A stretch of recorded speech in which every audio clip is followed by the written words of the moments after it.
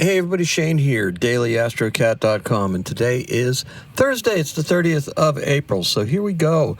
The moon in Libra's void of course at 4:52 in the morning, and it's going to enter Scorpio at 3:02 in the afternoon. So that gives us about a 10-hour void of course moon, right? So at 3:33. Also in the afternoon, the moon's going to perfect a quincunx with Uranus. We're going to have more on that later because we want to talk about that, those quincunxes. So there's oppositions with Chiron and Mercury that are going to indicate a desire,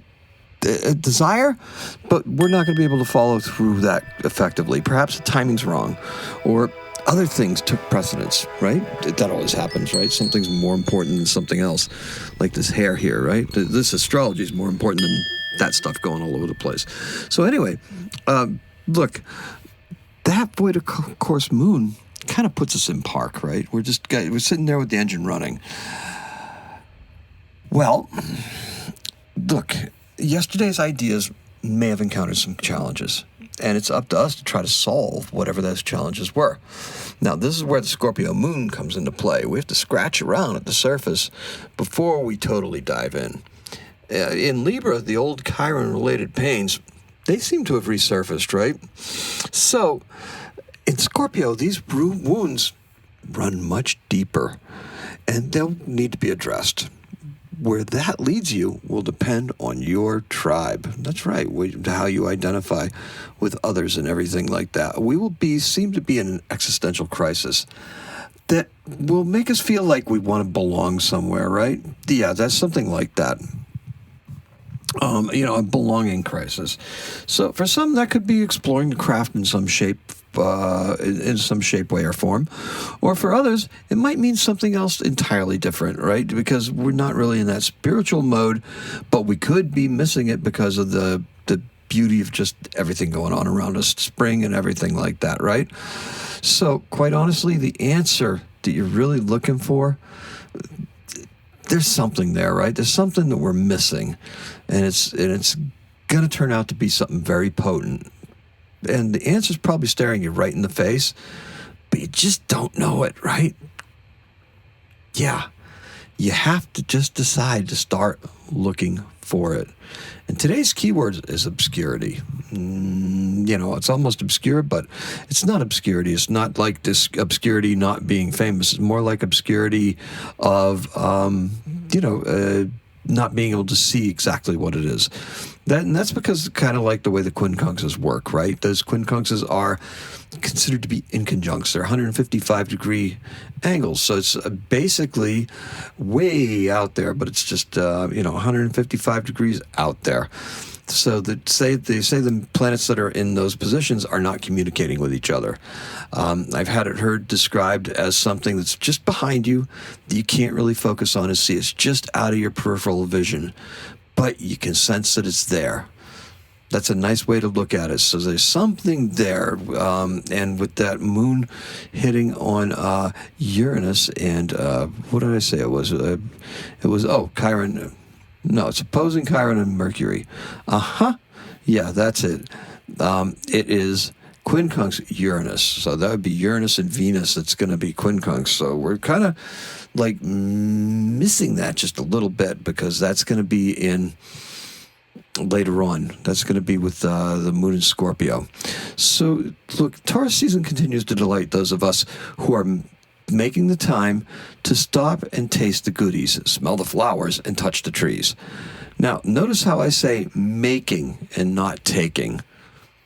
It's an important thing, right? Enjoyment of this season is a conscious decision, a planned occurrence, and is vital to the spirit of this season. With May Day approaching, that's where we may start to be getting into some of this, nature stuff, whatever we want to do, right?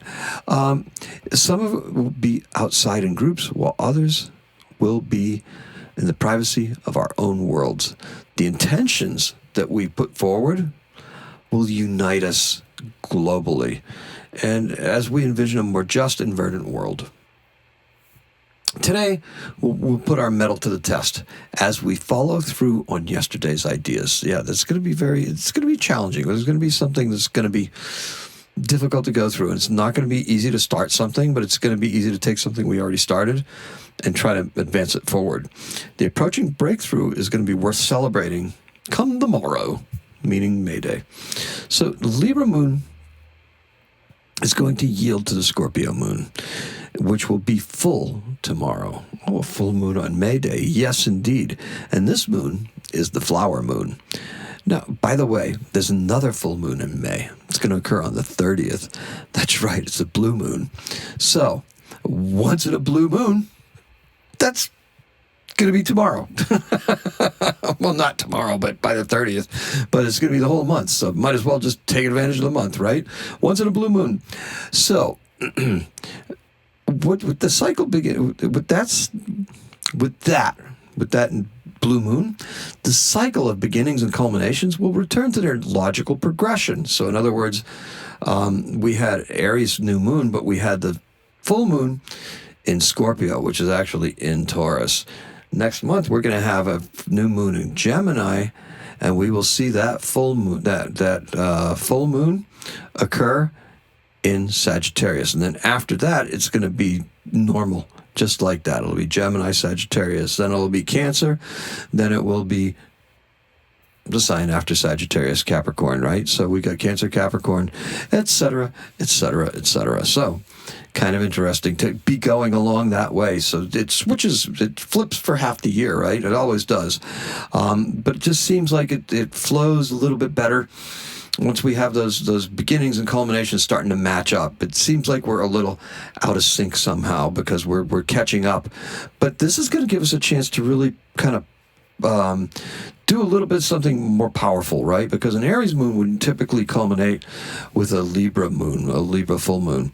But we already had that Libra full moon. So we have the Aries moon that's going to be culminating with this Scorpio moon.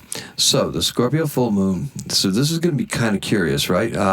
Look, definitely make some water. Okay, let's do that. Okay, so look, the new moon energy in Aries is culminating with this full moon. Just said that. This is a power move.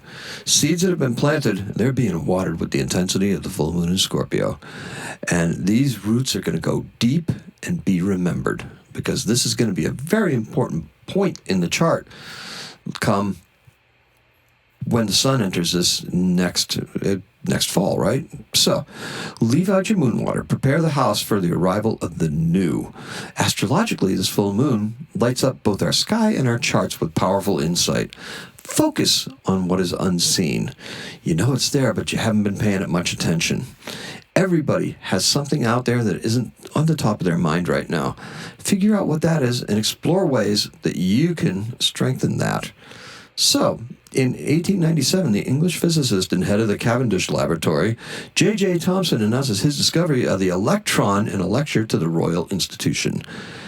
And our birth is in 1953. It's one of the Osmond brothers, Meryl Osmond. We just lost Wayne, so I think that it's kind of important. It's nice to touch on this stuff, right? Meryl Osmond was born in 1953. American pop singer, one of the Osmond brothers. Songwriter. He was with One Bad Apple and Down by the Lazy River. Born in Ogden, Utah. And that is all I have for you. Boy, oh boy, oh boy. Thank you so much for joining me. I appreciate and love every single one of you. This has been crazy. Just started doing some stuff. I've been looking around at some of the things that haven't been on top of my mind, and this is where this is taking me. I'll let you know about all that tomorrow, okay? But just keep the comments and keep the shares going. I really appreciate that. So let's recap. Our keyword is obscurity or obscure, because these things are obscure. They're just not top of the mind, but we're going to go digging for them, right? And the color, I don't even think I added that. I think I skipped that. Is a rainbow from a garden hose. You know, the little ones, the portable ones that you can make it yourself if you put it on a fine spray. It's that rainbow, that color. All right, and that's all I have for you. Today is a 5. Happy astrocatting.